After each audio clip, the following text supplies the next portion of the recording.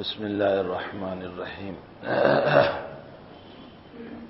الحمد لله نحمده ونستعينه ونستغفره ونؤمن به ونتوكل عليه ونعوذ بالله من شرور أنفسنا ومن سيئات أعمالنا من يهده الله فلا مضل له ومن يضلله فلا هادي له ونشهد أن لا إله إلا الله وحده لا شريك له ونشهد أن سيدنا مولانا محمدا عبده ورسوله أما بعد أعوذ بالله من الشيطان الرجيم بسم الله الرحمن الرحيم سبحان الذي يسرى بعبده ليلا من المسجد الحرام إلى المسجد الأقصى الذي باركنا حوله لنريه من آياتنا إنه هو السميع البصير صدق الله العظيم.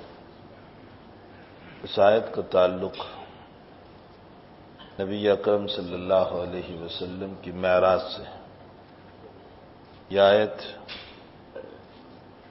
سورہ بنی اسرائیل کی پہلی آیت ہے. یہیں سے سورہ بنی اسرائیل کا آغاز ہوتا ہے. 15ویں پارے کا آغاز بھی یہیں سے ہوتا ہے. رب کریم نے معراج کی طرف اشارہ کیا ہے اس آیت میں. پاک ہے وہ ذات جو اپنے بندے کو رات میں لے گئی مسجد حرام سے مسجد اقصی تک. اور مسجد اقصی وہ جگہ ہے الذی بارکنا حولہ. اللہ تعالیٰ نے اس کی چاروں طرف بڑی برکتیں رکھی لنریہ من آیاتنا، تاکہ ہم اپنے پیغمبر کو اپنی کچھ نشانیاں دکھائیں. بڑا ہی سننے والا، بڑا ہی دیکھنے والا ہے. البتہ اس کی تفسیر صحیح روایتوں میں امام بخاری رضی اللہ تعالیٰ عنہ اور امام مسلم رحمہم اللہ تعالیٰ نے اپنی کتابوں میں اور دیگر محدثین نے اپنی کتابوں میں بہت مفصل حضرت کی روایات کو نقل کیا ہے، جس میں حضرت نے خود معراج کے سلسلے میں خود بیان دیا ہے، خود وضاحت فرمائی ہے. میں مختصر طریق پر پہلے واقعہ نقل کروں. ایک روایت کے مطابق حضرت ام ہانی کے مکان پر سوئے ہوئے تھے، جو حضرت علی کی بہن اور آپ کی چچا زاد بہن ہے. اور ایک روایت کے مطابق آپ حتیم میں سوئے ہوئے تھے. دونوں میں کوئی تعارض نہیں. اصل میں آپ ام ہانی کے مکان پر تھے، وہاں سے اٹھا کر آپ کو یہاں سے لایا گیا تھا. آپ کا سینہ مبارکہ، آپ کو لانے والے جبریل اور میکائیل ہیں. آپ کا سینہ مبارک چیرا گیا. آپ کے سینہ مبارک کو پوری زندگی میں 4 مرتبہ کاٹا گیا. ایک اس وقت اور ایک نبوت کے وقت بھی ہے، اور بچپن میں 2 مرتبہ، کل 4 مرتبہ ہے. اور آپ کے قلب اطہر کو زمزم کے پانی سے دھویا گیا. البتہ برتن جو استعمال ہوئے ہیں وہ جنت کے استعمال ہوئے، اور وہ سونے کے برتن تھے. حضرت خود فرماتے ہیں کہ وہ سونے کے برتن تھے. اور حضرت فرماتے ہیں کہ میرا سینہ اطہر چیرا گیا اور میں دیکھ رہا تھا، اور میرے قلب مبارک کو نکالا گیا، میں دیکھ رہا تھا، اور مائے زمزم سے دھویا گیا. حضرت انس فرماتے ہیں کہ حضرت کے قلب کو چیرنے کا نشان ہم نے بعد میں دیکھا. آپریشن کا نشان ہوتا ہے نا. یہیں سے علماء نے ایک مسئلہ لکھا کہ جب جنت کے برتن لائے جا سکتے ہیں تو جنت کا پانی بھی تو لایا جا سکتا تھا. اور جنت کا پانی مائے کوثر ہے، کوثر کا پانی. اور یہی پانی اللہ کے حبیب پاک صلی اللہ علیہ وسلم میدان حشر میں پلائیں گے، جہاں حوض ہوگا. اور اس حوض پر حضرت دنیا میں یوں فرماتے ہیں کہ میرا ممبر حوض کوثر پر ہوگا. اس کے 2 مطلب محدثین نے بیان فرمائے. ایک تو یہ ہے کہ اللہ میرے لیے حوض کوثر پر ممبر رکھے گا جس پر میں بیٹھوں گا. اور ایک دوسرا مطلب یہ بیان کیا گیا کہ میرا یہ ممبر وہاں پہنچایا جائے گا. اور ایک ہے نہر کوثر جو جنت کی نہر ہے، اور اسی سے پانی حوض کوثر میں آتا ہوگا۔ یہ سب عقلی اشکالات ہیں کہ بیچ میں تو جہنم ہے، جنت اس طرف ہے، میدان حشر اس طرف، پانی کیسے لایا جائے گا؟ ہندوستان گورنمنٹ اگر ایران سے یہاں تک گیس کے پائپ لا سکتی ہے سمندروں کے باوجود مخلوق ہو کر، تو خالی کے کائنات لے آئے تو اس پر کیا سوال ہو سکتا ہے؟ یہ خامخواہ کی اشکالات ہیں، عقلی گھوڑے جو لوگ دوڑاتے ہیں۔ لیس کمثلہ شیء، اللہ کی طرح کوئی چیز نہیں، اللہ کی ذات بہت بڑی ہے، ساری باتوں پر قادر ہے وہ۔ سوال یہ ہوتا ہے کہ جنت کے برتن جب لائے فرشتے تو جنت کا پانی بھی تو لا سکتے تھے آپ کے قلب مبارک کو دھونے کے لیے، لیکن پانی زمزم کا استعمال کیا۔ علماء نے لکھا ہے کہ زمزم کا پانی اس حدیث سے ثابت ہوا کہ زمزم کا پانی کوثر کے پانی سے افضل ہے، اور اس کی وجہ یہ ہے کہ ذات اقدس صلی اللہ علیہ وسلم تمام نبیوں میں افضل، اور آپ کے قلب مبارک کو جس پانی سے دھویا گیا وہ پانی بھی سب سے افضل۔ اسی لیے ہمارے علامہ شبیر احمد عثمانی رحمۃ اللہ علیہ فرماتے ہیں، بہت پیارا جملہ فرمایا، قلب قدس کو، قلب کا معنی دل، قلب قدس کو یعنی مقدس دل کو مائے قدس سے یعنی مقدس پانی سے، ماں کا معنی پانی، مائے قدس سے یعنی مقدس پانی سے ید قدس نے دھویا، ید کا معنی ہاتھ اور قدس کا معنی جبریل، جبریل کو قدس کہا جاتا ہے، ید قدس نے دھویا یعنی جبریل کے ہاتھوں نے دھویا تاکہ علوم مقدسہ کو اتارا جائے۔ بہت پیارا جملہ فرمایا، قلب مقدس کو، قلب قدس کو مائے قدس سے ید قدس نے دھویا تاکہ علوم مقدسہ کو اتارا جائے۔ پھر آپ کا سینہ بند کر دیا گیا، آپ کا سفر شروع ہوا، براق آپ کے لیے لایا گیا۔ یہ شریف میں ہے کہ اس کا ایک قدم وہاں پڑتا تھا جہاں نظر پڑتی تھی، اگر پہاڑ پر چڑھنا ہوتا تو اگلے پاؤں لمبے ہو جاتے، پچھلے پاؤں، اگلے پاؤں چھوٹے ہو جاتے، پچھلے پاؤں اونچے ہو جاتے تاکہ حضرت برابر رہے، اور اگر نیچے اترنا ہوتا تو اگلے پاؤں اونچے ہو جاتے، پچھلے پاؤں چھوٹے ہو جاتے۔ جبریل اور میکائیل ساتھ ساتھ چل رہے ہیں، مقام عقیق پر پہنچے، فرمایا یہ کون سی جگہ؟ جبریل نے فرمایا یہاں اترو حضرت، 2 رکعت نماز پڑھو، یہ وادی مقدسہ ہے۔ وادی مقدسہ میں نماز پڑھی۔ اس طرح کچھ مقامات ہیں جہاں حضرت سے نبی کریم صلی اللہ علیہ وسلم سے نمازیں پڑھنا ثابت ہے۔ جب مسجد اقصی پہنچے تو جمیع انبیاء کرام علیہ السلام کو اللہ تعالیٰ نے استقبال کے لیے حاضر کیا تھا، اور کیوں نہ ہوتا، اس لیے کہ ان تمام نبیوں سے پہلے عہد لیا جا چکا تھا کہ اگر تمہاری موجودگی میں میرا آخری نبی آ جائے تو تم ایمان لاؤ گے، اس کا اقرار کرو گے، قرآن میں ہے، سارے نبیوں نے کہا تھا۔ تو یہ امام الانبیاء ہے، استقبال میں سب کھڑے ہیں۔ سوال یہ پیدا ہوتا ہے کہ وہ تو دنیا سے سب رخصت ہو گئے تھے، اس کا جواب یہ ہے کہ دنیا سے رخصت ہوئے، ورنہ انبیاء کرام علیہ السلام کی تو حیات ثابت ہے، وہ زندہ ہیں اپنی قبروں۔ جب شہداء زندہ ہیں، قرآن کہتا ہے بل احیاء ولکن لا تشعرون، شہداء اپنی قبروں میں زندہ ہیں۔ ثابت بنانی رضی اللہ تعالیٰ عنہ بہت بڑے اللہ والے ہیں، تابعی ہے، حضرت انس کے من چلے شاگرد تھے۔ بس شاگرد بڑے عجیب اپنے استاذ کے ساتھ من چلے ہوتے، حضرت انس کے من چلے شاگرد۔ حضرت انس رضی اللہ تعالیٰ عنہ جب ثابت بنانی کے آنے کا پتہ چلتا تو اپنے ہاتھ پر خوشبو لگاتے۔ کسی نے پوچھ لیا کہ حضرت خوشبو جب ثابت آتے تبھی آپ لگاتے ہیں؟ فرمایا ہاں، میرا ثابت میرا ہاتھ چومتا ہے تو اس کے دماغ کو خوشبو پہنچے، اس لیے حضرت خوشبو لگاتے تھے۔ اس لیے ثابت ہوا کہ اگر کوئی اپنے بڑوں کا ہاتھ چومے تو اس کا جواز نکلا، لیکن ہمارے حضرت مدنی نور اللہ برکتہ وہ اپنا ہاتھ نہیں چومنے دیتے تھے، حضرت مدنی ہاتھ کھینچ لیتے تھے۔ کسی نے فرمایا کہ حضرت گنگوئی رحمۃ اللہ علیہ تو ہاتھ چومنے دیتے تھے، فرمایا پہلے گنگوئی جیسا ہاتھ تو لاؤ، میرے ہاتھ کا یہ مقام کہاں ہے؟ گنگوئی تو بہت اونچے آدمی ہے۔ یہ ہمارے بزرگوں کی باتیں ہیں، یہی ثابت بنانی رضی اللہ تعالیٰ عنہ آپ کے حالات میں لکھا ہے کہ ایک مرتبہ آپ کی قبر کا ایک پٹیا کھل گیا، جو رکھتے ہیں نا اندر میں، وہ کھل گیا تو دیکھا کہ ثابت بنانی رضی اللہ تعالیٰ عنہ اپنے قبر میں کھڑے کھڑے نماز پڑھ رہے ہیں، جبکہ ان کے انتقال کو 1.5 سال سے زائد زمانہ گزر چکا تھا۔ جب اہل اللہ اور شہداء اپنی قبروں میں زندہ ہیں تو انبیاء کرام علیہ الصلوۃ والسلام تو اپنی قبروں میں زندہ ہیں، یہ تو دنیا سے اللہ تعالیٰ کو منتقل کرنا ہے، اس لیے تھوڑی دیر کے لیے ان کی روح کو کھینچا گیا، پھر ان کی روح کو واپس کر دیا جاتا ہے۔ تو انبیاء اپنی جگہ پر حیات ہیں، اور ہمارا یہ عقیدہ ہے کہ انبیاء حیات ہیں، تبھی تو ہم قبر اقدس پر جا کر کے سلام کرتے ہیں، السلام علیکم یا رسول اللہ، ورنہ کیا سوال پیدا ہوتا ہے کہ قبر اقدس پر ہم سوال کریں؟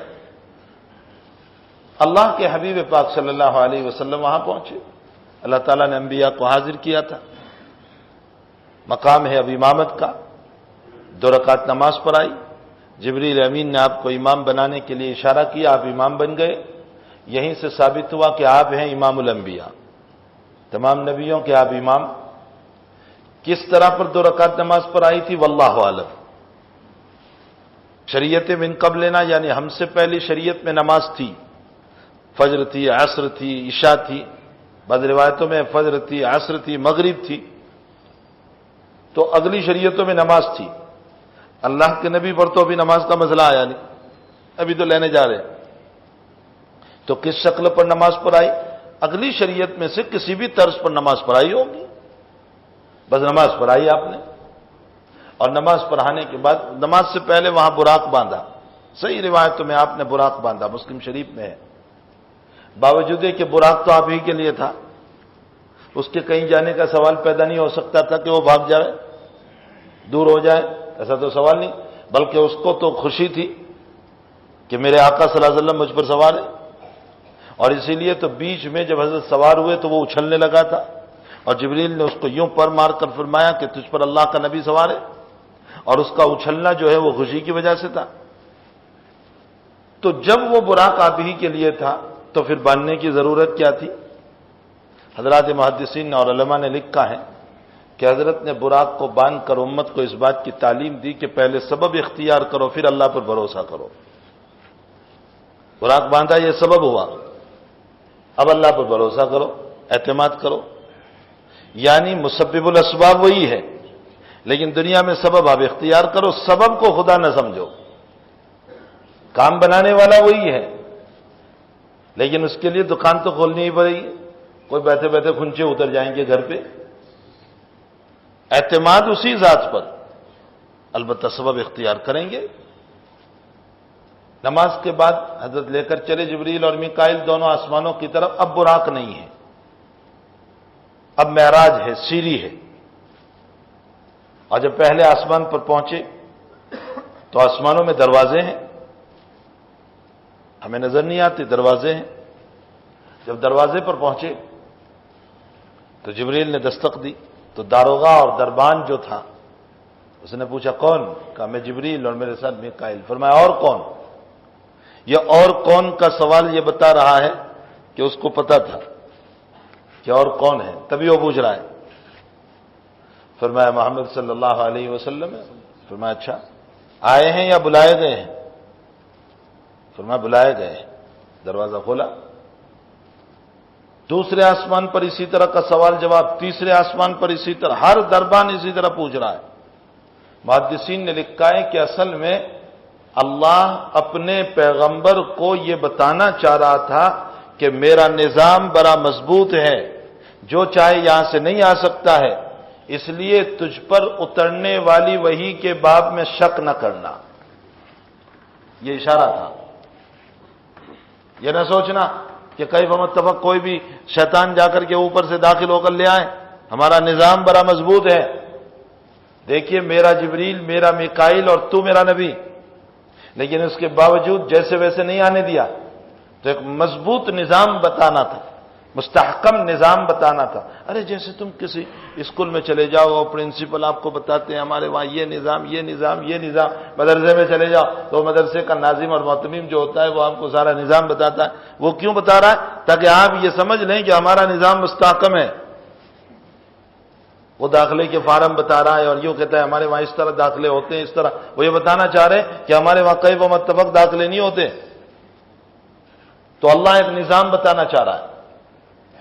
اور ہر آسمان پر ملاقاتیں ہو رہی ہیں انبیاء کرام علیہ السلام سے. پہلے ہی آسمان پر ابا جی کی ملاقات ہو گئی آدم علیہ السلام کی. عجیب استقبال فرمایا، مرحبا بالنبی الصالح والابن الصالح، مبارک ہو مبارک ہو اے نبی صالح اور اے میرے پیارے بیٹے پیارے بیٹے. فرمایا میں نے دیکھا کہ ابا جی آدم علیہ السلام تشریف فرما ہے، دائیں دیکھتے ہیں تو ہنستے ہیں، بائیں دیکھتے ہیں تو روتے ہیں. اسودتن و اسودتن، کچھ ادھر نظر آ رہے کچھ ادھر نظر آ رہے. میں نے جبریل سے پوچھا کہ ابا جی کیوں رو رہے ہیں؟ فرمایا دائیں طرف دیکھتے ہیں تو وہ اپنی ان اولادوں کی روحوں کو دیکھ رہے ہیں جو جنت میں جانے والی ہے، نیک کام کرنے والی ہے دنیا میں جا کر، اس پر رو رہے ہیں. اور بائیں طرف دیکھتے ہیں تو ان اولاد کو دیکھتے ہیں جو دنیا میں جا کر برے کام کرنے والی ہے، جہنم میں جانے والی ہے، ان کو دیکھ کر رو رہے ہیں. ہر باپ کو بھائی اپنی اولاد کی فکر تو ہوتی ہے. فرمایا دائیں طرف دیکھ کر ہنستے ہیں خوش ہوتے ہیں، بائیں طرف دیکھ کر روتے ہیں، غم ہوتا ہے کہ کیا ہو رہا ہے. سمائے ثانی پر، دوسرے آسمان پر، تیسرے آسمان پر یحییٰ علیہ السلام، ادریس علیہ السلام، عیسیٰ علیہ السلام، یوسف علیہ السلام، یہ سارے انبیاء کی ملاقات. چھٹے آسمان پر موسیٰ علیہ السلام کی ملاقات. موسیٰ علیہ السلام نے فرمایا مرحبا بالنبی الصالح والاخ الصالح، مبارک ہو تشریف لائیے نبی صالح اور میرے پیارے بھائی. بھائی کہاں؟ باپ نہیں، اس لیے کہ حضور کے سلسلے میں نہیں آتے، نبی علیہ السلام کے نسبی سلسلے میں نہیں آتے. ساتویں پر پہنچے تو دیکھا کہ ایک درخت ہے، بیت المعمور ہے، ایک مکان ہے، اور بیت المعمور سے یوں ٹیک لگا کر کے بیٹھے ہوئے ہیں. بڑے میاں ہیں، داڑھی سفید ہیں، اور قریب میں کچھ بچے کھیل رہے ہیں. اور بڑے میاں نے مجھے دیکھا، حضور فرما رہے، لیکن بڑے میاں کھڑے نہیں ہوئے. میں نے سلام کیا السلام علیکم، اور جبریل سے پوچھا کون ہے؟ فرمایا تمہارے ابا جی ابراہیم علیہ السلام. فرمایا میں نے سلام کیا. اب ابا جی کھڑے ہوئے اور فرمایا وعلیکم السلام. ابا جی نے پہلے کھڑے نہ ہو کر بتا دیا کہ بیٹے تمہیں مقام ضرور ملا ہے لیکن باپ کی رعایت تو ضروری ہوگی. باپ ہوا کرتا ہے، بیٹا کتنا ہی اونچا مقام پر کیوں نہ پہنچ جائے، بڑی بڑی ڈگریاں کیوں نہ لے لے، لیکن باپ تو باپ ہی ہوا کرتا ہے. وہ باپ کے سامنے تو بیٹا ہی ہے. یہ اور بات ہے کہ آج کل کی اناری اولاد جہاں بڑی ڈگریاں لے لیتی ہے اور وہاں باپ بیچارہ پرانے لباس میں پہنچ جاتا ہے، اور اس بیٹے سے پوچھا جاتا ہے، قریب میں بیٹھنے والے ڈاکٹرز یا ٹیچرز یا جو بھی ہو یہ پوچھتے ہیں کہ یہ کون ہے؟ کہا میرے گھر میں کام کرنے والا ہے جو میرے ابا نے بھیجا ہے. آج باپ کو باپ کہتے ہوئے حیا آ رہی ہے، شرم آ رہی ہے، جس نے انہی کپڑوں کے اندر تجھے برا کیا. ابراہیم علیہ السلام نہیں کھڑے ہوئے، خود سلام کیا نبی اکرم صلی اللہ علیہ وسلم نے. اب ابراہیم علیہ السلام کھڑے ہوئے اور کھڑے ہو کر معانقہ فرمایا اور فرمایا مرحبا بالنبی الصالح والابن الصالح، مبارک ہو پیارے نبی اور پیارے بیٹے، بہت مبارک ہو تمہارا آنا. اللہ نے ان انبیاء کو نیچے سے اٹھا کر پھر اوپر پہنچایا. یہاں علماء نے ایک مسئلہ لکھا ہے، بیت المعمور جو ہے نا، وہ بیت المعمور اس کعبۃ اللہ کے مقابلے میں اللہ کا گھر ہے، اور ایک فرشتے اس کا طواف کرتے ہیں اور اس کا ٹیک لگا کر بیٹھے تھے. علماء نے مسئلہ لکھا ہے، معلوم ہوتا ہے اگر کوئی کعبۃ اللہ سے ٹیک لگا کر بیٹھے تو جائز ہے. دیکھیے ابراہیم علیہ السلام کیسے بیٹھے. یہ اور بات ہے کہ احترام عزت سب کچھ اپنی جگہ، اس کا یہ مطلب نہیں ہے کہ کوئی جو ہے اس طرح ٹیک لگا کر بیٹھ جائے، لیکن اگر کوئی بیٹھ گیا تو اس پر کوئی فتویٰ نہیں لگے گا. کوئی یہ نہیں کہہ دے گا کہ کم وقت ایمان سے نکل گیا، یہ نہیں کہے گا. اور وہ جو بچے ہیں سب آپ کے پاس، وہ بچے ہیں جو مسلمانوں کے نابالغی کے عالم میں مر گئے، وہ وہاں کھیلتے ہیں ابراہیم علیہ السلام کے پاس. اور بعض روایتوں میں کہ مشرکین کے بچے بھی ہیں، اور مشرکین کے بچوں کے باب میں بڑا اختلاف ہے کہ قیامت میں ان کا کیا عشر ہوگا جو بالغ ہونے سے پہلے مر گئے. ہمارے بچے تو وہ تو جنت میں ہیں، لیکن بلکہ ہمارے بچوں کی جنت میں کیا، بلکہ وہ تو اپنے گنہگار ماں باپ کو سفارش کر کے لے جائیں گے، لیکن مشرکین کی اولاد، اب ان کا تو کوئی گناہ ہے نہیں، اور قبل البلوغ تو مکلف ہے نہیں، وہ لوگ بالغ ہونے سے پہلے وہ مکلف تو ہے نہیں، اور جب مکلف نہیں ہے تو بالغ ہونے سے پہلے مر گئے، تو ابھی صورت میں ان کا مسئلہ کیا ہے؟ یہ کہاں جائیں گے؟ بعض علماء نے فرمایا جنت میں جائیں گے، اور جنت میں جنتیوں کے خادم بنائے جائیں گے، خدمت کریں گے۔ وہ جو قرآن میں آیا وہ غلمان، پیالے لے کر غلمان اور بچے گھومیں گے، کہا یہ بچے ہیں۔ اور بعض لوگوں نے فرمایا کہ نہیں، ان کو آراف میں رکھا جائے گا۔ آراف جنت اور جہنم کے بیچ میں ایک جگہ ہے جہاں نہ خوشی ہے نہ غمی ہے۔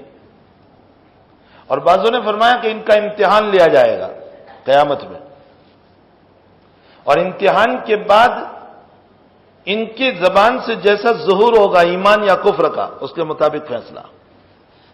اور بعضوں نے فرمایا ان کے ماں باپ کے تابع ہوں گے، اگر ان کے ماں باپ مسلمان ہو گئے ہیں بعد میں تو یہ بچہ مسلمان، اور اگر ان کے ماں باپ اپنے مذہب پر رہے تو اس صورت میں یہ اسی طرح رہیں گے، کفر میں، جہنم میں۔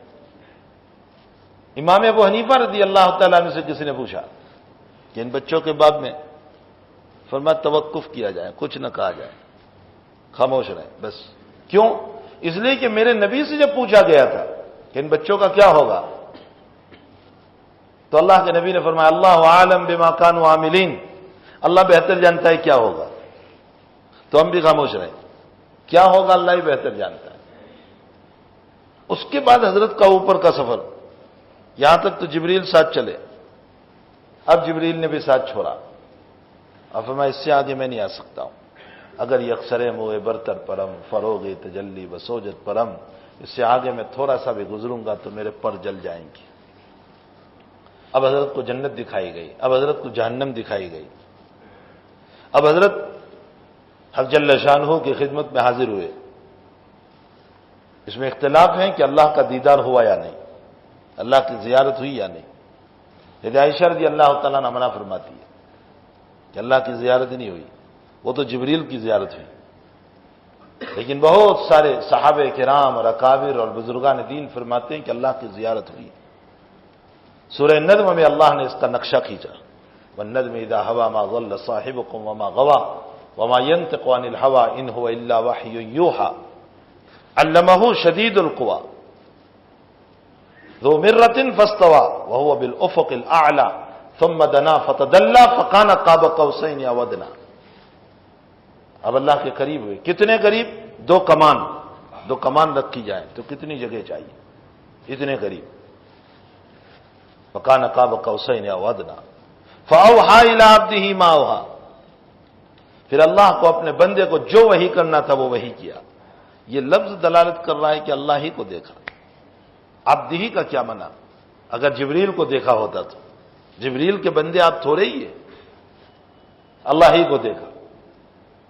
فاوحى الى عبده، بعض روایتوں میں کیا کہا ہے قرآن نہیں بول رہا ہے، خاموش ہے کہ کیا باتیں ہوئی، لیکن بعض روایتوں سے کچھ سراغ ملتا ہے، اشارہ ملتا ہے۔ کیا سراغ اور اشارہ ملتا ہے؟ التحیات للہ والصلوات والطیبات۔ پیغمبر جب اپنے رب کے دربار میں حاضر ہوئے تو فرمایا اللہ میری قولی عبادت بھی، زبان سے جتنی عبادت ہو سکتی ہے وہ سب تیرے لیے، میری فعلی عبادت یعنی جسم سے جتنی وہ سب تیرے لیے، میری مالی عبادت مال سے جتنا ہو سکتا ہے وہ سب تیرے لیے۔ تحیات للہ والصلوات والطیبات، السلام علیک ایھا النبی ورحمۃ اللہ وبرکاتہ۔ تو پیغمبر نے فرمایا، اللہ نے فرمایا پیغمبر تجھ پر درود و سلام ہو، السلام علیک ایھا النبی ورحمۃ اللہ وبرکاتہ۔ اللہ کے حبیب نے دیکھا کہ بہت دینے پر آیا ہے، میں اکیلا اکیلا کیوں لوں؟ جب دینے ہی پر اللہ آیا ہے تو میں اکیلا کیوں لوں؟ میں تمام انبیاء کے لیے کیوں نہ مانگ لوں جو میرے بھائی ہے؟ السلام علینا، اللہ مجھے اکیلے پر نہیں، ہم تمام انبیاء پر، اور صرف تمام انبیاء نہیں، فرمایا وعلی عباد اللہ الصالحین، اور تمام نیک لوگوں پر، عباد الصالحین پر۔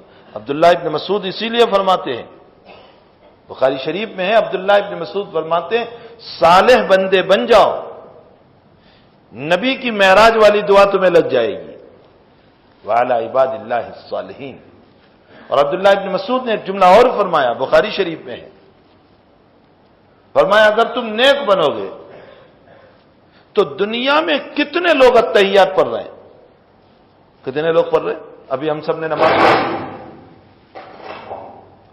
تو ہم سب نے اتحیات پڑھی، کتنی مسجدوں میں اتحیات پڑھی گئی؟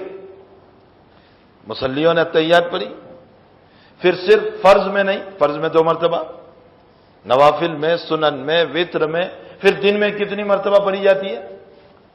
پھر پورے ہندوستان میں کتنے لوگ پڑھنے والے ہیں؟ پھر پوری دنیا میں کتنے لوگ پڑھنے والے ہیں؟ اب صرف حرمین کو لے لیں، کتنے لوگ پڑھ رہے ہیں؟ وعلی عباد اللہ الصالحین۔ اچھا، یہ اربوں خربوں ابوں جو انسان اتحیات پڑھ رہے ہیں اور دعا کر رہے ہیں وعلی عباد اللہ الصالحین، تو ان اربوں خربوں میں، ان ابوزوں میں 10 تو اللہ والے ہوں گے، اللہ کے صالحین ہوں گے، نیک ہوں گے، فرمانبردار ہوں گے، جو اللہ کو پیارے ہوں گے، اور جب وہ یوں بول رہے ہوں گے وعلی عباد اللہ الصالحین، تو دنیا میں جتنے صالح ہیں ان کے لیے ان کی دعائیں قبول ہوگی۔ اگر ہم صالح بنیں گے تو ان کی دعا ہمیں بھی پہنچ جائے گی۔ بہت غور کی بات بتائی عبداللہ ابن مسعود رضی اللہ تعالیٰ عنہ۔ تو نبی نے سوچا کہ میں اکیلا کیوں لوں، جب دینے پر آئیے تو ہمارے مسئلے ہوتے ہیں تو دعا کرتے تو اپنے لیے ہوتی ہے کہ بھائی ان کو جانے تو نہیں، ان کو نہ ملے تو کوئی عرض نہیں، مجھے ملنا چاہیے۔ اللہ کے پیغمبر سب کے لیے وعلی عباد اللہ الصالحین۔ اور بھائی دولت کا مل جانا یہ اور بات ہے کہ اگر کسی کے لیے آپ دنیا کی برکت کی دعائیں کریں جائز ہے، اسے انکار نہیں۔ امام بخاری رضی اللہ تعالیٰ عنہ نے ثابت فرمایا کہ اگر آپ کوئی دنیا کے لیے بھی دعا کریں تو جائز ہے۔ مثلا یہ کہیں اللہ آپ کے کاروبار میں برکت دے، اللہ آپ کی دکان میں برکت دے، اللہ آپ کی باغ میں برکت دے، اللہ آپ کی روزی میں جائز ہے۔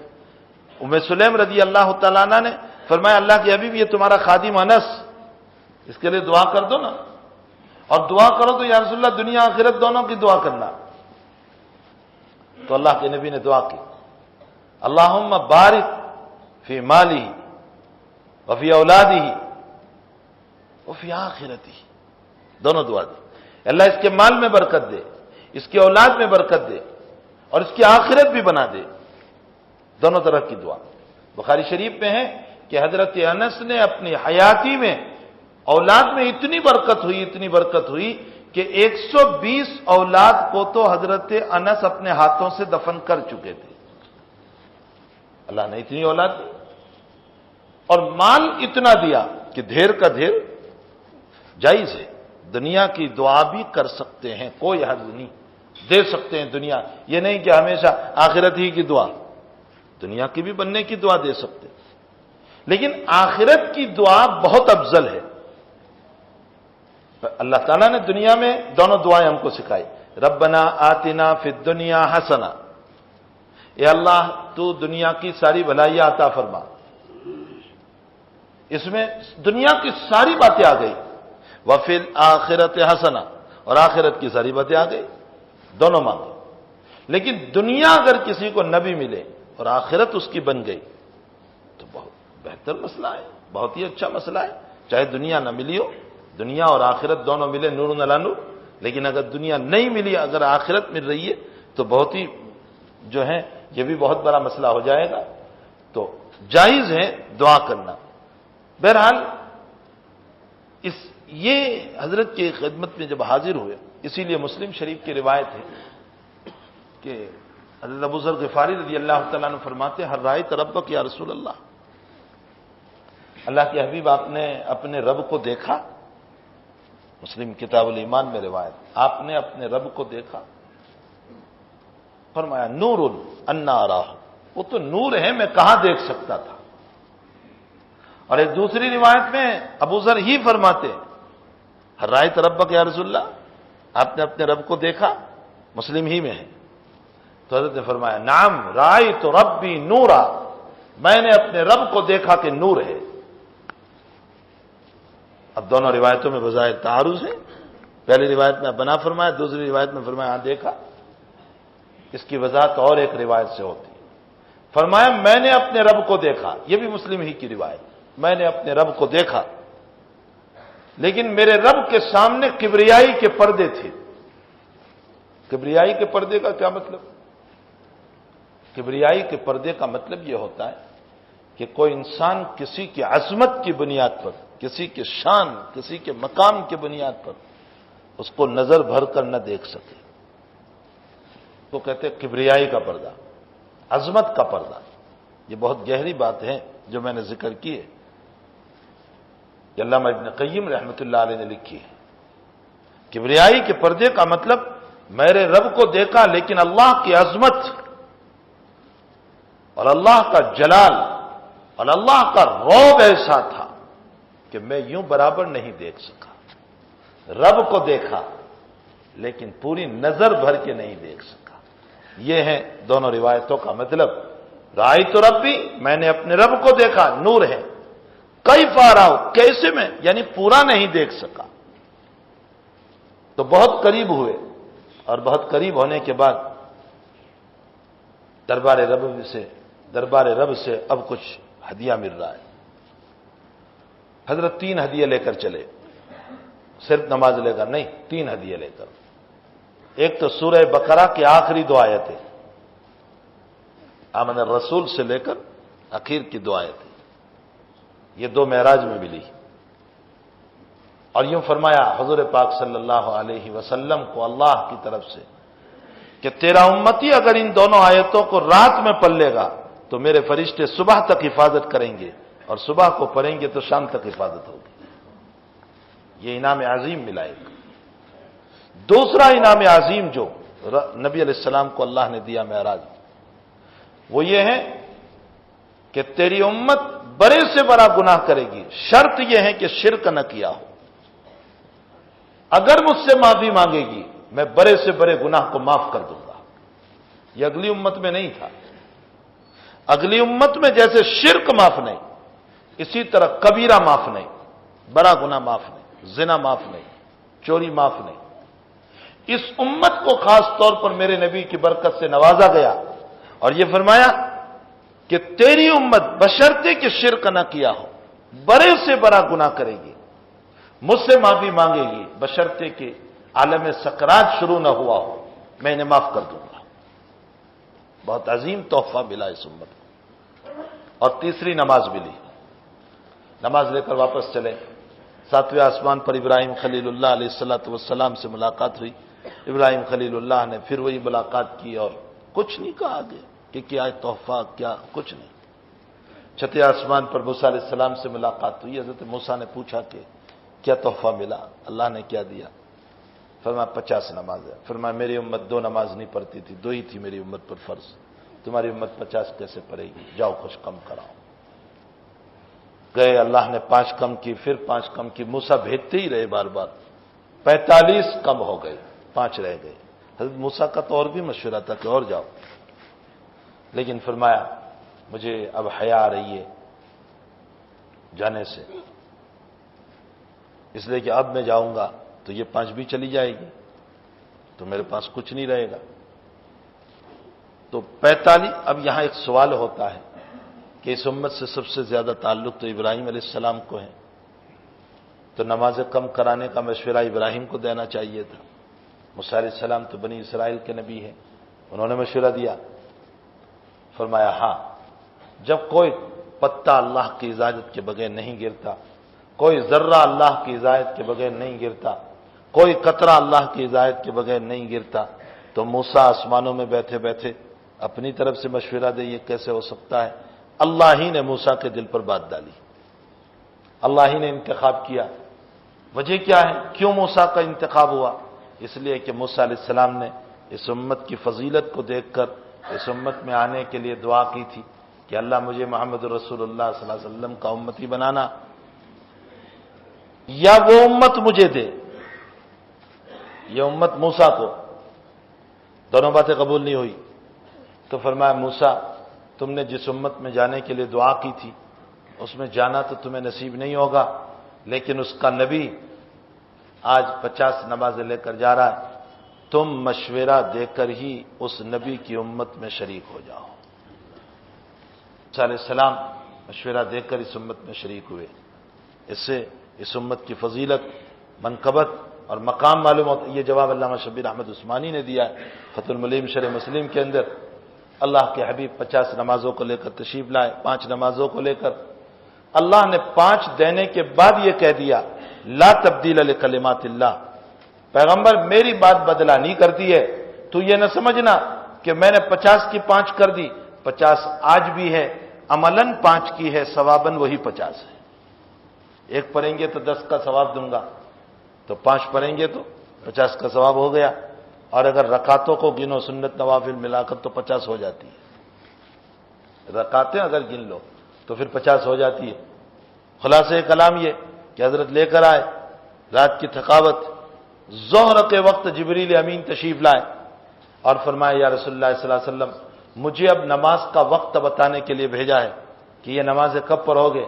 تو پہلے دن ابتدائی وقت میں ساری نمازیں پڑھی، ظہر، عصر، مغرب، عشاء اور فجر، اور دوسرے دن آخری وقت میں نماز پڑھی، ظہر، عصر، مغرب، عشاء اور فجر، اور یہ فرمایا کہ اللہ کے حبیب آپ کی نمازوں کے لیے یہ ٹائم ٹیبل ہوگا اور آپ کی امت کے لیے بھی یہ ٹائم ٹیبل ہوگا کہ اس وقت سے لے کر اس وقت تک ظہر کا وقت اور اس وقت سے لے کر اس وقت تک عصر کا وقت، اس باقاعدہ ٹائم ٹیبل جبریل امین علیہ السلام نے اللہ کے حکم سے آ کر کے بتایا۔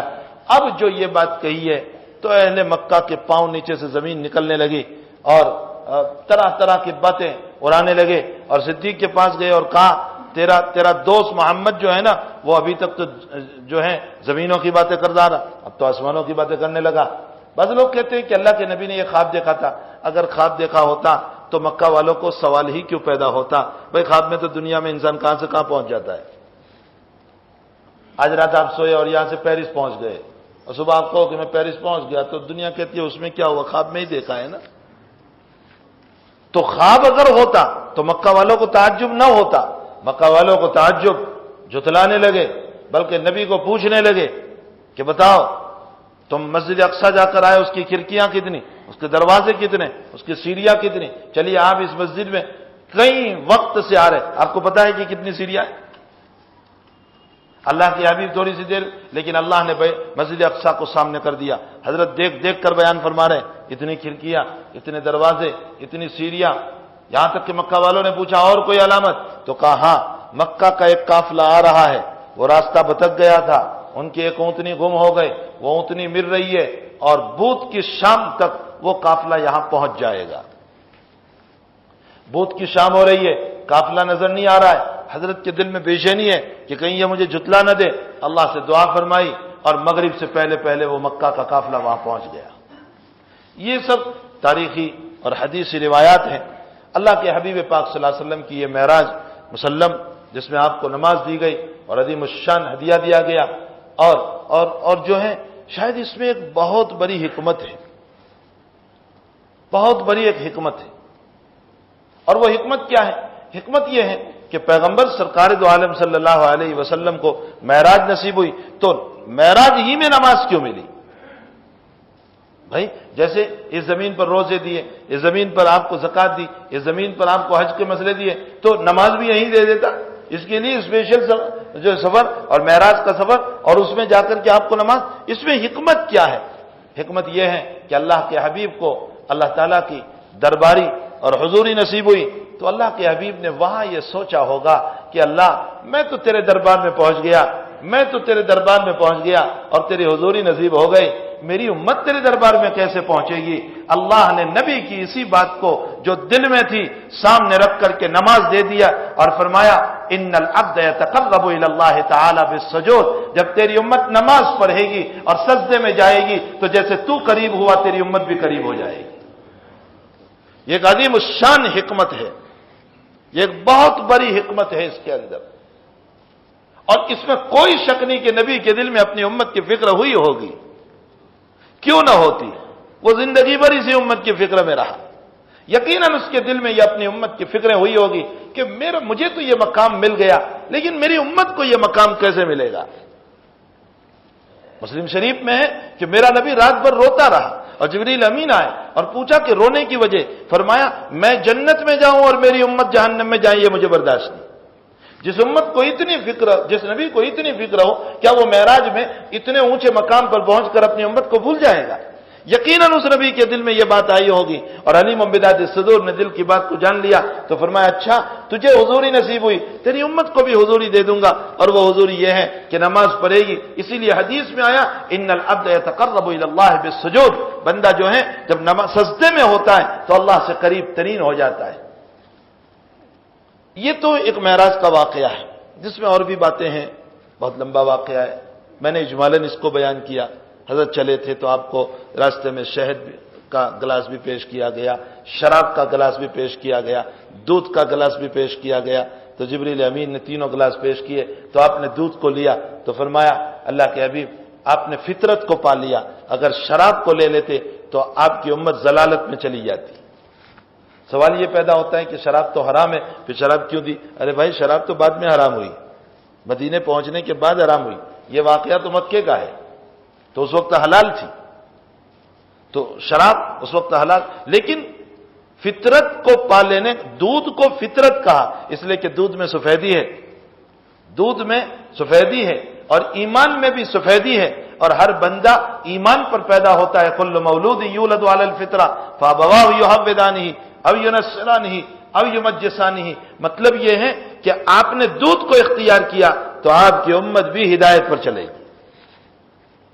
یہ ایک واقعہ ہے جو مسلم ہے، ساری روایتوں میں بھرا پڑا ہے، لیکن یہ کون سی تاریخ، کس مہینے میں، کس سال میں ہوا، بڑا اختلاف۔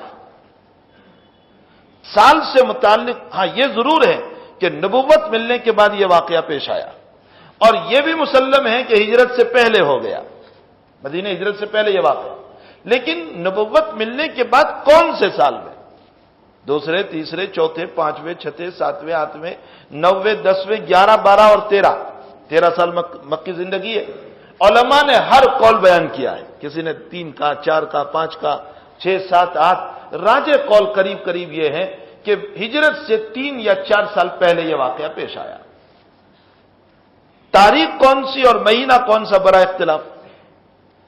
کچھ روایتوں میں آیا اسماعیل حربی نے بیان کیا ربیع الاول میں، کسی نے بیان کیا جمادی الاولیٰ میں، کسی نے جمادی الاخریٰ اور کسی نے رجب۔ پھر تاریخ میں بھی بڑا اختلاف، 15، 17، 22، 27۔ یہ واقعہ پیش آیا ہے ضرور، لیکن تاریخ، مہینہ اور سال میں بڑا اختلاف ہے۔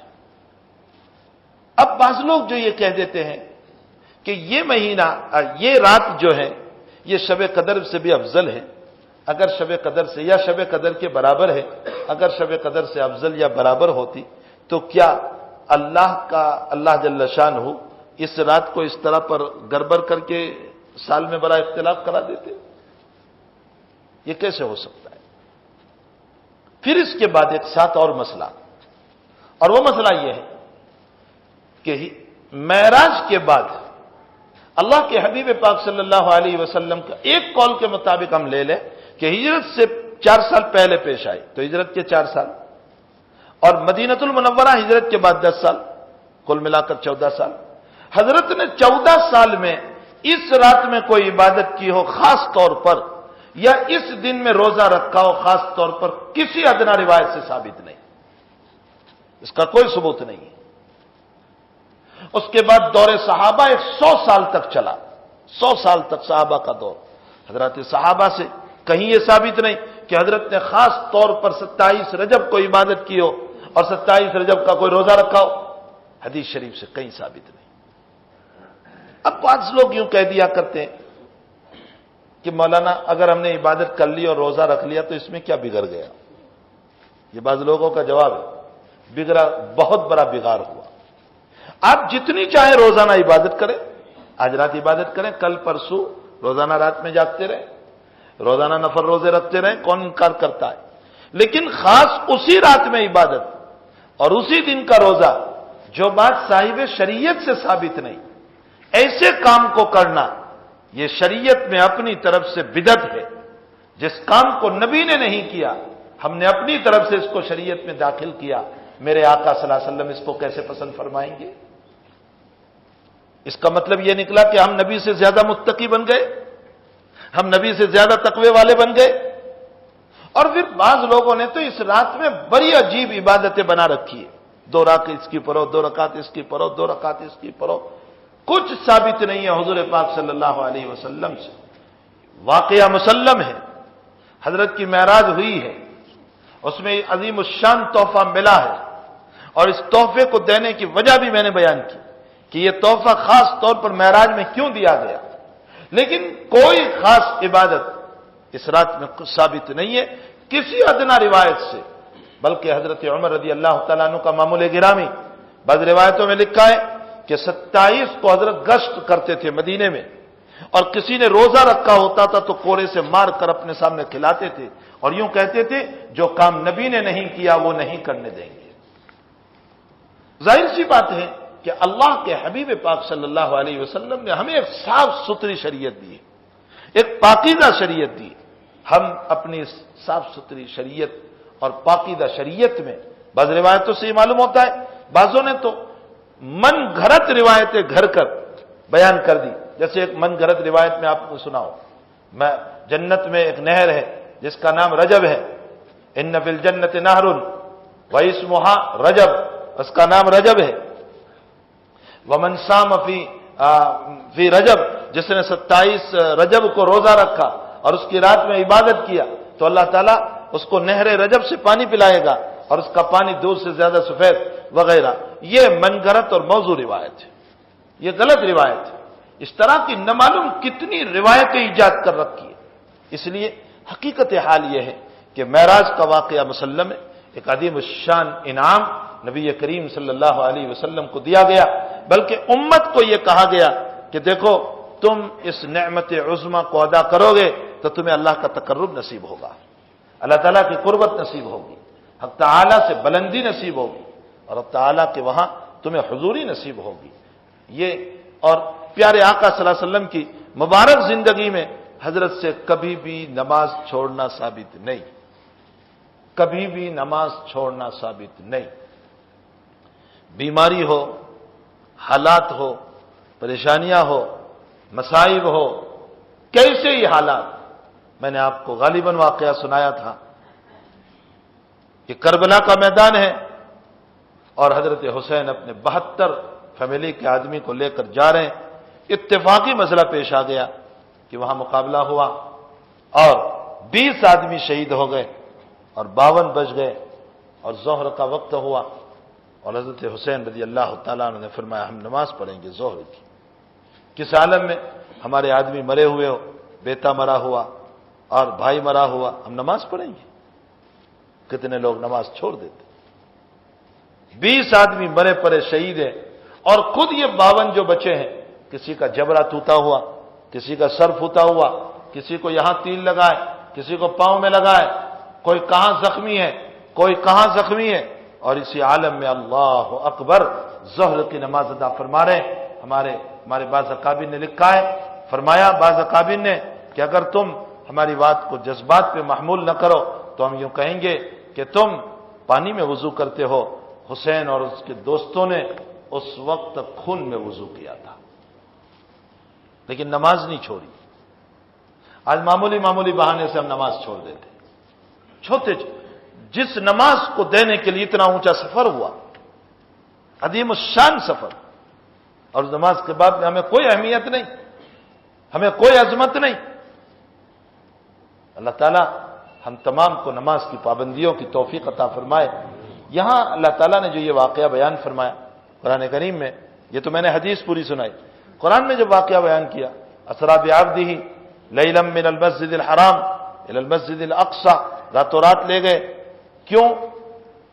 سبحان الذی اسریٰ بعبدہ، عبد کا لفظ استعمال کیا، عبد، کیوں عبد کا؟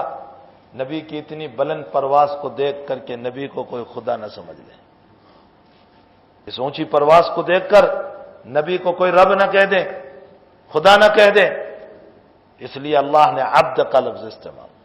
اور بھائی عبدیت سے بڑھ کر اونچا مقام بھی کوئی نہیں، عبدیت سے بڑھ کر اونچا مقام کوئی نہیں۔ اسی لیے میرے آقا کے باب میں آتا ہے، اللہ جل شانہ پوچھ رہے ہیں کہ ہم آپ کو نبی ملک بنائیں یا نبی عبد بنائیں، یعنی بادشاہت والی نبوت دیں یا عبدیت والی نبوت؟ میرے نبی علیہ السلام نے فرمایا مجھے عبدیت والی نبوت چاہیے، یعنی میں نبی اور پھر غلام، عبدیت والی۔ میں بڑا بن کر کے زندگی گزارنا نہیں چاہتا ہوں، میں شان والی زندگی گزارنا نہیں چاہتا ہوں، میں کبر اور تکبر والی زندگی گزارنا نہیں چاہتا ہوں۔ بھائی یہ جتنی عزتیں ہمیں نظر آ رہی ہیں یہ سب مصنوعی اور بناوٹی عزتیں ہیں۔ میں نے میرے دل میں یہ سمجھ لیا کہ یہ مجمع مجھ سے ملاقات کر رہا ہے، یہ میری عزت ہے، یہ میرے دل کی ایک سمجھ ہے۔ حقیقت یہ ہے کہ چند دنوں میں یہ عزت ختم ہو جاتی ہے۔ یہ سب مصنوعی چیزیں ہیں، حقیقی چیز تو وہ ہے جو اللہ عطا فرمائے، حقیقی چیز وہ ہے جو رب کریم عطا فرمائے۔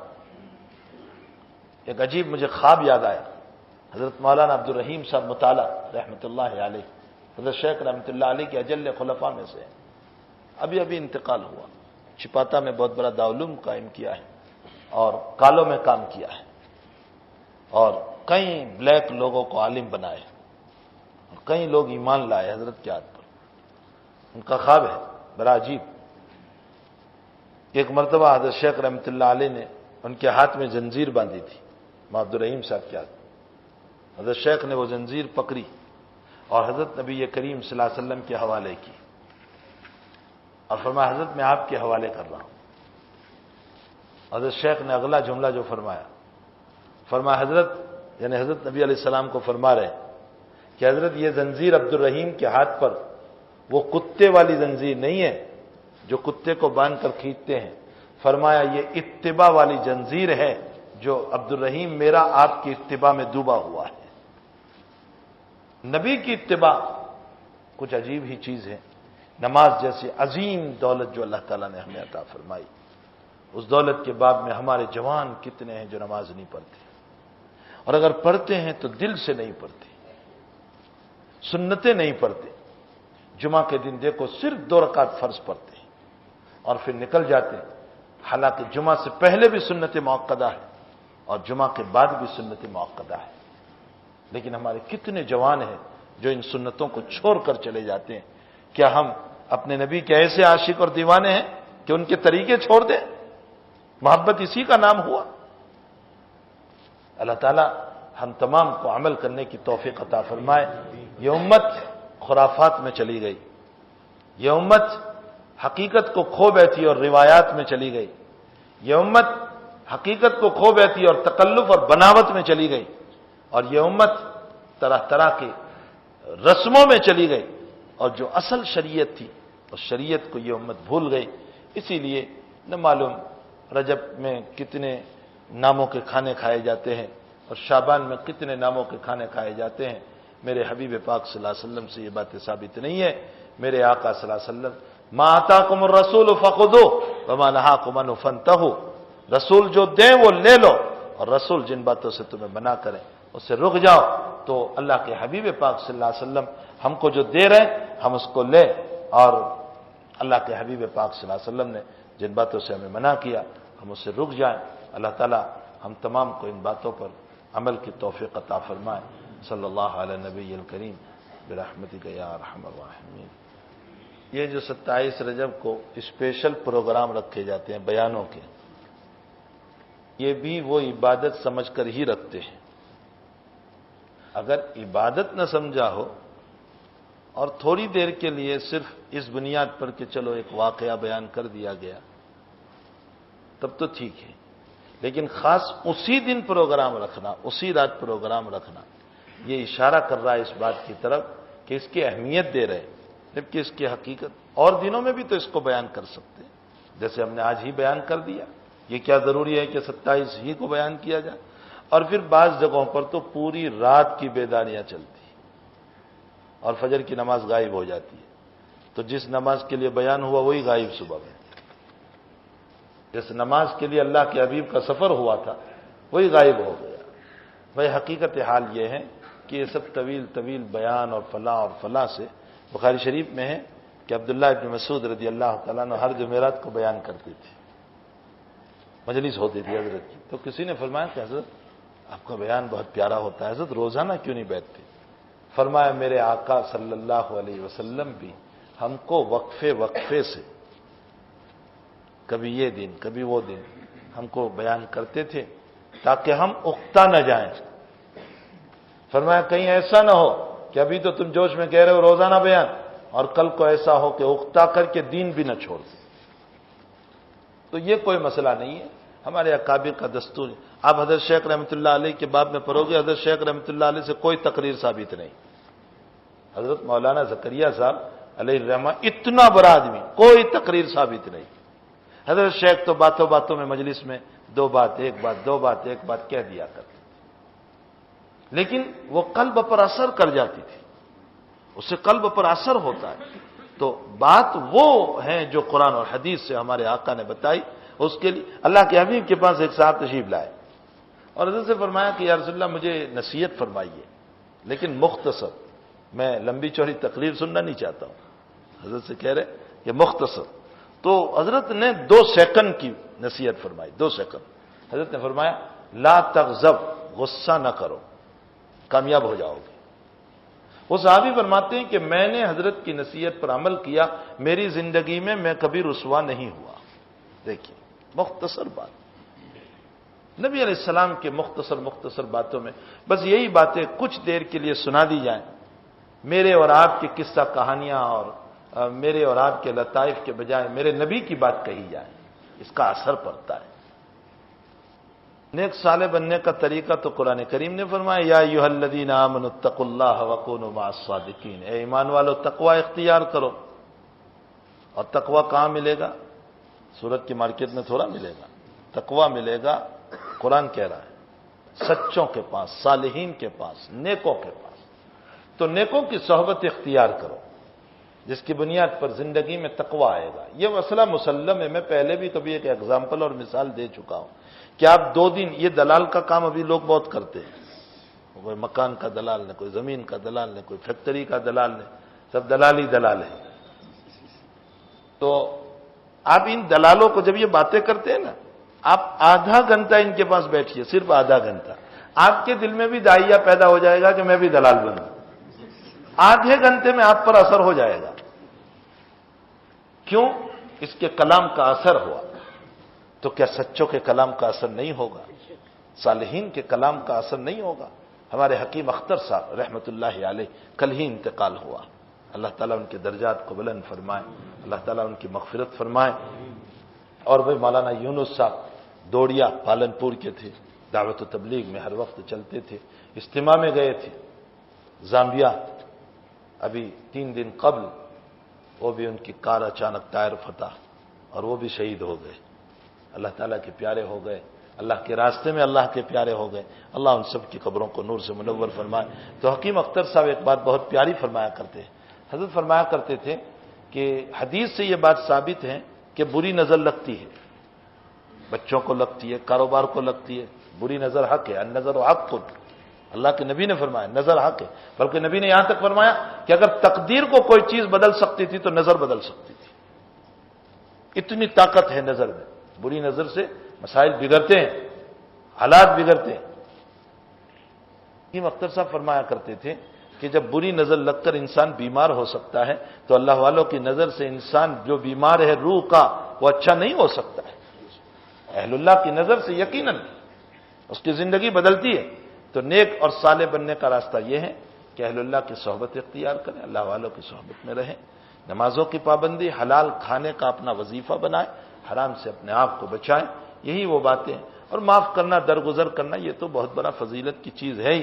اللہ کے نبی علیہ السلام نے فرمایا تم دنیا میں کسی کو معاف کرو گے اللہ تمہیں معاف کرے گا۔ یہ ٹھیک ہے، اگر ہم نماز نہیں پڑھتے ہیں تو اللہ کے نبی علیہ السلام کو یقیناً تکلیف ہوتی ہوگی۔ یہ جو کسی نے مسئلہ پوچھا ہے بینک کے سلسلے میں زکوٰۃ کا، یہ مفتی سے معلوم کر لیا جائے۔ یہ جو کسی نے 4 بھائی والا جو مسئلہ پوچھا ہے یہ بھی مفتی سے متعلق ہے، وہیں معلوم کر لی جائے۔ ہم دعا کرتے ہیں اللہ تعالیٰ شفا عطا فرمائے۔ یہ جو بیمار ہیں پیٹ کی بیماری میں بہت تکلیف میں ہے، اللہ تعالیٰ ان کو عافیت اور صحت عطا فرمائے، اور اللہ تمام ہی لوگوں کو صحت دائمہ مستمرہ نصیب فرمائے۔ کچھ عورتیں جو ہیں بیت ہونے کو کہہ رہی تھی، تو وہ عورتیں اپنی جگہ نیچے بیٹھی رہیں، میں یہیں سے کلمات بلوا دوں گا۔ میرے آقا صلی اللہ علیہ وسلم جب عورتوں سے بیت فرماتے تھے تو 3 طریق تھے۔ ایک طریق حضور پاک صلی اللہ علیہ وسلم کا یہ تھا کہ پردے کے پیچھے بٹھا کر کلمات بلوا دیتے تھے۔ دوسرا طریق یہ تھا حضور پاک صلی اللہ علیہ وسلم کا کہ ان کے جو رشتہ دار ہوتے تھے، شوہر، بھائی وغیرہ، ان کو کچھ کلمات کہہ دیتے تھے اور یہ کہتے تھے جاؤ ان کو کہہ دینا اور تمہیں بلوا لینا۔ یہ 2 طریق۔ اور تیسرا طریق یہ ہوتا تھا کہ حضرت پانی منگواتے تھے اور پانی میں ہاتھ ڈالتے تھے اور پھر ان کے رشتہ دار کو کہتے تھے کہ یہ پانی وہاں لے جاؤ۔ وہ برکتاً ہاتھ ڈال دیا حضرت نے، پھر کہتے تھے اس بیوی کو کہنا یا بہن کو جو بھی ہے بیت ہونے والی کہ اس میں ہاتھ ڈال دیں اور میں جو تجھے کلمات کہتا ہوں وہ تو بلوا دینا۔ میرے حضرت عائشہ فرماتی ہے ما مس رسول اللہ صلی اللہ علیہ وسلم ید امرات قط، میرے آقا نے کسی عورت کا ہاتھ کبھی نہیں پکڑا۔ حضرت نبی کریم صلی اللہ علیہ وسلم کا یہ تو جاہل قسم کے لوگ ہیں جو اس طرح کی بیتوں کو ایجاد کر لیا ہے اور اجنبی عورتوں کے ہاتھ کو ہاتھ میں لیتے ہیں۔ حضور پاک صلی اللہ علیہ وسلم کا یہ طریق نہیں تھا، ہمارے اکابر دیوبند کا بھی یہ طریق نہیں ہے۔ اس لیے جو عورتیں بیت ہونا چاہتی ہے وہ وہیں نیچے اپنی جگہ بیٹھی رہیں، میں دعا کے بعد وہ جو کلمات ہیں بیت کے بلوا دوں گا، دعا کر لیجیے۔ اللہم صلی علی سیدنا رب العالمین والعاقبۃ للمتقین والصلاۃ والسلام علی سید الانبیاء والمرسلین وعلی آلہ وصحبہ اجمعین۔ اللہ ہم سب کی خطاؤں سے درگزر فرما، اللہ ہمیں نمازوں کی توفیق عطا فرما، اللہ ہمیں ذکر کی توفیق عطا فرما، اللہ ہمیں حبیب کی سنتوں کی توفیق عطا فرما، اللہ ہمیں نبی کی اتباع کی توفیق عطا فرما، اللہ تمام طرح کی بیماریوں سے ہم سب کی حفاظت فرما، جو بیمار ہیں ان کو شفاء دائمہ نصیب فرما، جو مرحوم ہیں ان کی اللہ مغفرت فرما، اللہ بدعات اور خرافات سے ہماری حفاظت فرما، اللہ نبی کے طریق پر اپنے آپ کو کھپانے کی اور لگانے کی اللہ ہم سب کو توفیق عطا فرما۔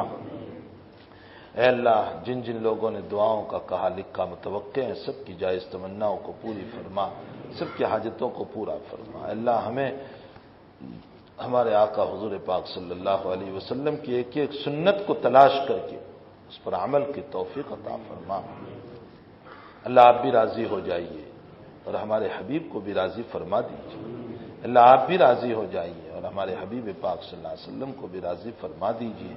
اے اللہ گناہوں سے جو ہمارے دل کالے بن چکے ہیں اللہ اسے صاف فرما دیجیے، اللہ اسے صاف فرما دیجیے، اللہ اسے صاف فرما دیجیے۔ اللہ آپ کی تجلی اور آپ کا نور ہمارے قلوب پر ڈال دیجیے۔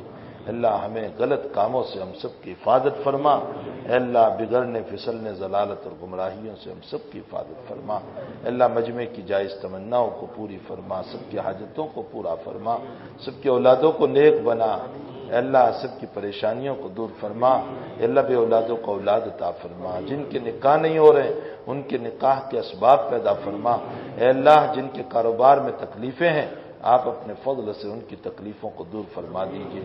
اللہ بعض لوگ بہت قرض میں ڈوب چکے ہیں، رب کریم تو ہی نجات دے سکتا ہے۔ اے اللہ ساری دنیا میں گھومنے کے بعد آخری دروازہ تو تیرا ہی ہوتا ہے، اے اللہ ہمیں پہلے ہی سے تیری طرف رجوع ہو کر تجھ سے مانگنے کی توفیق عطا فرما۔ اللہ سب کے قرض کے مسائل کو حل فرما دیجیے، سب کے قرض کے مسائل کو حل فرما دیجیے۔ اللہ ہم سب کی دعاؤں کو اپنے فضل و کرم سے قبول فرما۔ صلی اللہ علیہ نبی الکریم برحمتہ۔